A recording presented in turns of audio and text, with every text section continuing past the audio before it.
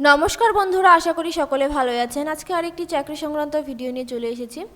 তো মাধ্যমিক পাস যোগ্যতা থাকা প্রার্থীদের জন্য এটি খুবই একটি সুখবর। রাজ্যে আশাকর্মী নিয়োগের জন্য একটি নতুন বিজ্ঞপ্তি প্রকাশিত হয়েছে।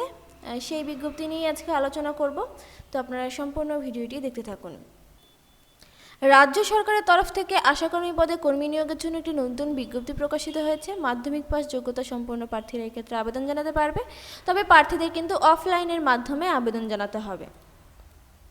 এবার দেখে নেব পদের নাম ও শূন্যপদ সংখ্যা। তো রাজ্য সরকারের তরফ থেকে আশাকর্মী পদে কর্মী নিয়োগের জন্য একটি বিজ্ঞপ্তি প্রকাশিত হয়েছে, অর্থাৎ এখানে আশাকর্মী পদেই কর্মী নিয়োগ করা হবে। আর সেই কর্মী নিয়োগের মোট শূন্যপদ সংখ্যা রয়েছে টোটাল 4টি। এক্ষেত্রে প্রার্থীদের বয়স সর্বনিম্ন 30 বছর থেকে সর্বোচ্চ 40 বছরের মধ্যে হতে হবে।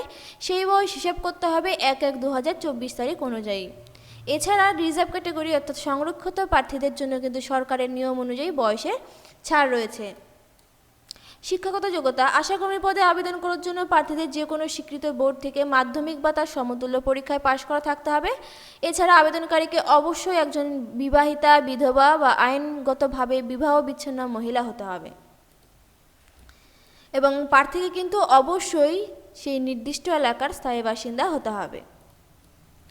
মাসিক বেতন কত করে দেবে? তো আশাকর্মী পদে আবেদন করে যদি আপনি চাকরি পান, তাহলে আপনি প্রতি মাসে বেতন পাবেন সর্বনিম্ন 5,200 টাকা করে। এক্ষেত্রে কিন্তু আবেদন করার জন্য কোনো রকম আবেদন মূল্য দিতে হবে না। নিয়োগ প্রক্রিয়া: এক্ষেত্রে প্রার্থীদের কোনো রকম পরীক্ষা দিতেও হবে না, সরাসরি প্রার্থীদের ইন্টারভিউয়ের মাধ্যমে নিয়োগ প্রদান করা হবে। আবেদনপত্র জমা দেওয়ার গুরুত্বপূর্ণ তারিখ: তো অফলাইনের মাধ্যমে আবেদনপত্র জমা দেওয়ার তারিখ হলো 5/11/2024 থেকে 5/12/2024 তারিখ পর্যন্ত। তো এই ডেটগুলোর মধ্যে শুধুমাত্র ছুটির দিনগুলি বাদ দিয়ে অন্যান্য দিনগুলিতে বেলা 11টা থেকে বিকেল 5টার মধ্যে কিন্তু আবেদনপত্র জমা করতে হবে। কিভাবে আবেদন জানাবেন? তো প্রার্থীদেরকে কিন্তু প্রথমেই বলেছি যে অফলাইনের মধ্যে আবেদন জানাতে হবে।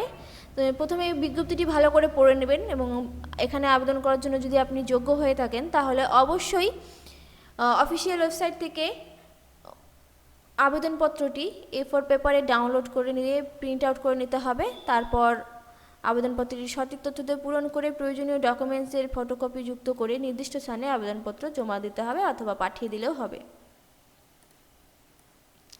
আবেদনপত্র জমা দেওয়ার ঠিকানা রয়েছে ঝাড়গ্রাম, মহকুমা ঝাড়গ্রাম 721507। তো আজকের ভিডিওটি এই পর্যন্তই। ধন্যবাদ।